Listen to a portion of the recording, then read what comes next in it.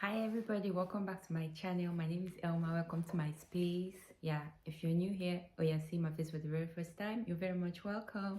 And if you're a returning subscriber, thank you for always coming back to supporting me. Yeah, so like I said in my previous video, I've been sharing experiences about my birth, my pregnancy, birth and delivery stories. Yeah, I share all these stories. I share different kinds of content on my channel because every content has an audience which it appeals to, so I don't hesitate to share any kind of things about my life. It's about things to inspire people. Somebody might pick a thing or two from my video. Each person has their own particular thing that they pick from my video, so yeah, that's why I just do all of these videos. So in my previous video, I was sharing with you all about my birth and delivery story. Yeah, if you haven't watched that video, you can go and watch it because this is like a continuation of that video. Okay, yeah. So I'll start by saying this video is about the things that shocked me, or the shocks I got from the Korean hospital where I went to have my baby. Okay, it's sadly a continuation of the previous video, and also to tell you all the things that shocked me while having my baby. So this is also for those who maybe like in future, you don't know, you might be planning to have a baby in Korea, so that these things don't shock you, because I wish I had known about some of these things beforehand.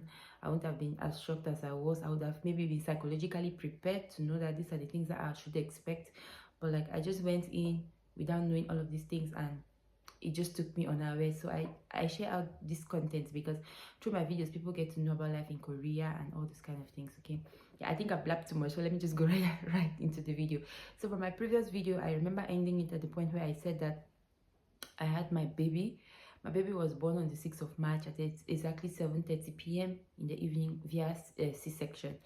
So I'm going to start by saying the first thing that really shocked me when I had my baby was the fact that, normally I know that when a baby, okay, maybe before in the Korean hospital, I thought that going in for C-section, I'm going to have either my husband, I'm going to have at least a relative with me inside the theater, but like it wasn't allowed. I went to the theater alone. That was a shock for me because I thought that I'll definitely have somebody with me in the theater, but I was alone. That was my first shock.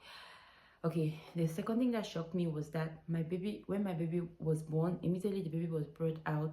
You know, that feeling that you're waiting for the baby to be put on your chest. Normally when a baby is born, the baby is put on the chest of the mother to feel the heartbeat of the mother. It's like a bonding time, and every mother looks forward to that experience with their baby.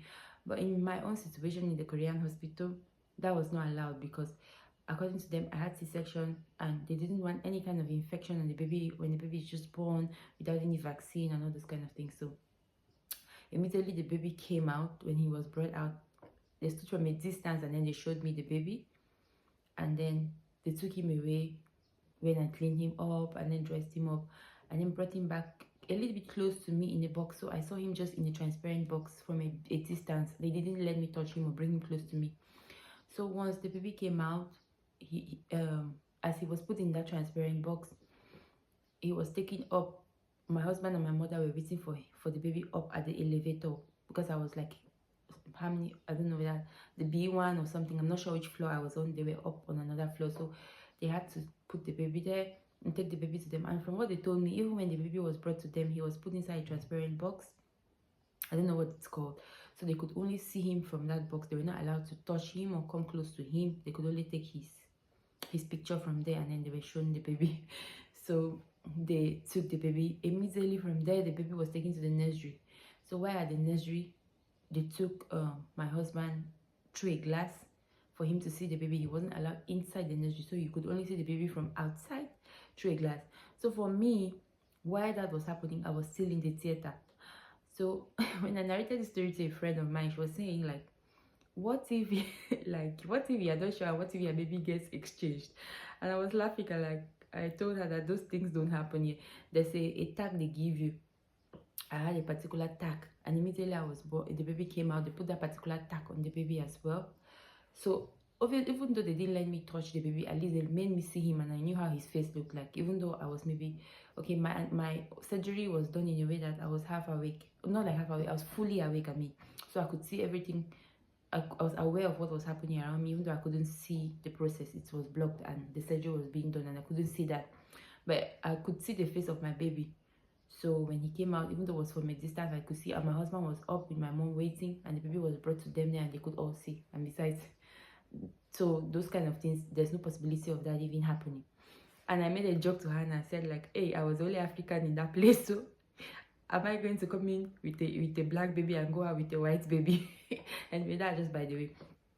So after my surgery, I was taken to the ward, and for me, I kept waiting, like, where's the place where, because when I first of all went to when I was entering into the hospital, the thing I was doubting was that I didn't see where my baby was going to be placed, but I thought maybe after birth they're going to move me from where I was to another place where I'm going to be beside the baby. But I didn't know that I wasn't even allowed to go close to the baby. The baby wasn't brought to me. So immediately he was born, he was taken to the nursery. Like, it's different from us in Africa. Like, I'm not sure how it works, but one my elder sister told me when her baby was born, they can only take children to the nursery when they're premature or when they have some kind of issues. Besides that, the children are with you and then you go back home, then there's no need for nursery. But here, immediately the baby is born, the baby is taken away from you. At that time, it's not you that gave birth, it's like the nurses gave birth. So there are special nurses that watch the baby, take care of the baby, feed the baby, change the baby. So those first days I stayed, okay, now those are the things that shocked me. Like I said, those first days, the baby, I was in the hospital for 4 days, and those 4 days the baby was in the nursery. And in the day, I kept expecting, okay, like let me first of all say this, like they ask you what you want to do. Like the first 2 days or first one, it depends on each individual, maybe 1 or 2 days after delivery, the breast milk doesn't come yet, so the special milk they give the baby as at those first 2 days. And then you go to the hospital with your breast pump. So you start pumping out your breast. As soon as it starts flowing, they give you take your breast back, pump bags, you put it inside, and then you send it to the nursery once it starts to flow. So as at that time, for me, everything was just so strange and new to me. So for me, mine came after 2 days. I had to start pumping the breast milk and sending to the nursery for them to give it to the baby. Meaning, when that was the night after I had the baby, I kept asking the nurses, where's my baby, where's my baby, I want to, when are they going to bring him to me? And they kept saying, they're not going to bring him to you, he's there in the nursery, he's being taken care of, everything is being, going well. And then the fun is that while I was there in the ward, they told, after I saw the baby, immediately he came out. I didn't see him again the whole of that day. The next day at 1 p.m. or 2 p.m. or so, the nursery messaged me and they were like, now is the time you can come and see your baby. And I was there with my mother. They refused my mother from even going, so it's only allowed for me and my husband to go and see the baby in the nursery. And they give you only 10 minutes. Oh God, you are allowed only 10 minutes, meaning immediately you go, there's this glass room, you watch the baby from there through the glass. So I could only see him through the glass. I wasn't allowed to go in and touch him. My friend told me in her own hospital she could go in and breastfeed the baby, but my own, I wasn't allowed to even go close to the baby, meaning that I couldn't hold my baby from the time he was born. So I could only go away. The first I went, I was so emotional because like I was feeling so bad. I felt so guilty that after having my child, I can't hold him, I can't change him, I can't feed him. Other people are the ones doing it for me. But like at the same time, it kind of like, okay, has benefits and drawbacks, because like the pain of surgery you have to deal with, the pain of all those kind of things. So they were doing all the work that it helps in a case where someone has no caretaker actually, because most people in Korea, sometimes they give birth and they really don't have maybe somebody to be with them in the hospital. So that part is helpful for those people. But I had my mom, so for me it would not have really been that hard. So I had 10 minutes to basically see the baby, watch him through the glass. And each time I went there, I felt like crying because I felt so sorry for him, how innocent he was, how little he was, and he was being watched by people, like, let me say, people, strangers, as I can say. But they did a good job taking care of him. He was looking good, he was clean, he was so cute. I just felt every time like holding him and just like breaking that nursery door and just pulling him out. All those, the whole time throughout that thing, I kept praying like, God, these people should give me more time. And immediately it's done. Like they give you the 10 to 15 minutes, and then after that you have to go back. That's all for the day. You can't see the baby again till the next day again. So I was always looking forward to the next day to seeing my baby. I'm like, I need to get out of this place quickly so that I can be with the baby.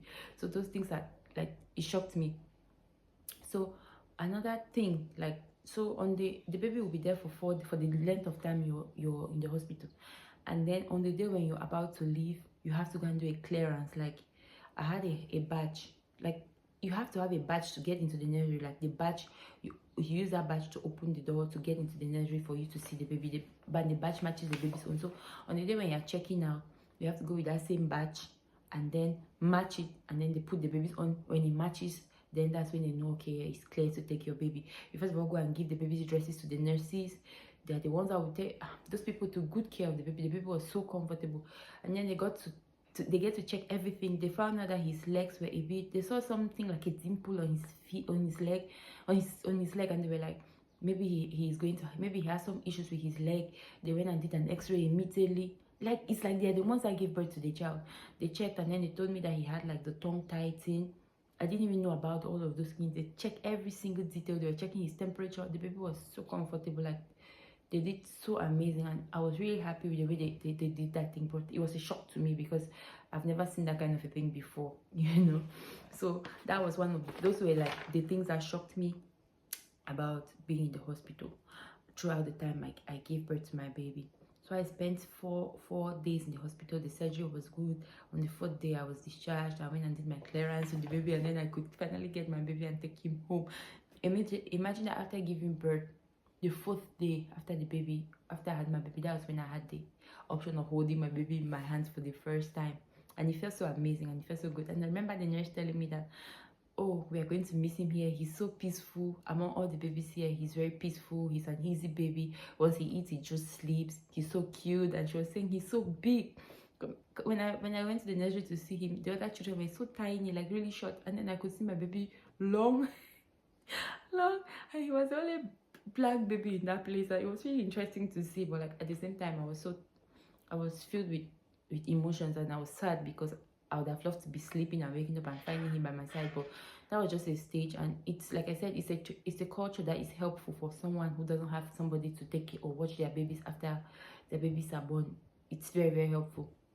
I remember even when I was sick in Korea, and like the nurses, there were many people there. We had no caretakers. The nurses were the ones watching them, and they did such an amazing job. So anyway, that's just it. So those were the things that shocked me throughout my stay in hospital. But besides that, it was okay. The nurses did amazing. So the nurses that take care of the baby in the nursery are different from the nurses that watch you while you're in the hospital. Yeah, so that's basically how it went. And in my next video, I'm going to be sharing with you all the things that you were required for me to bring, and the things that the hospital actually provided. So these videos are helpful to people who plan to have babies, like I said, in Korea, and those who just want to have general knowledge about Korea, and me just sharing my life out here with you, some parts of my life anyways. So that's it for this video. I think I've said everything I needed to say. Thank you so much for watching. Please, if you haven't liked this video, please like the video. Please join my membership, okay? Support my channel. Please join my membership. Hit the like button, hit the share button.